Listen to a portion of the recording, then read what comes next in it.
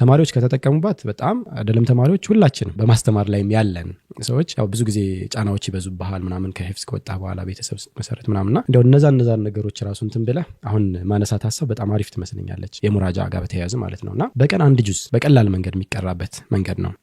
ካልኩሌት ስታደርገው በጣም ቀላል ነው ሰዓት አይፈጅብህም ያን ያህል 5 ወቅት ሶላት እንሰግዳለን በእያንዳንዱ ወቅት ሶላት በኋላ 4 ሶፍሐ ብትቀራ ስንት ሆነ ማለት ነው 10 ወረቀት ወይም 20 ሶፍሐ 20 ሶፍሐ ማለት ደግሞ አንድ ጁዝ ነው እንደምናውቀውና አንድ ጁዝ ቀሩ ማለት ነው በ30 ቀን ውስጥ በቀላሉ 30 ጁዝ ማختም ይችላሉ ከትምህርት ቤት ጋር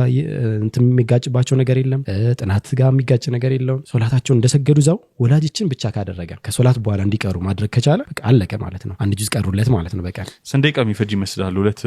ወረቀት ለመቅራት እንደው ግፋቢል እንጃ 10 ደቂቃ ራሱ የሚፈጅ አይመስለኝም ሐቂቃ በተለይ አሪፍ ተጅዊድ ካለው እንደው ግፋቢል 7 ደቂቃ 8 ደቂቃ ይፈጃል ብለን እንደዛ ነገር በቃ እንደው ፈጀ ከተባለ ማለት ነው በጣም እንደ ሼኽ አብዱልዋሲጥ ምናምን ከቀራ والله አለም ግን ኖርማል ቂራአት ከቀራ ግን ያው እንትን ትላለህና አሪፍ ይመስለኛል ይሄ ወላጅ ቴክኒክ ይመስለኛል ተጠቀሙት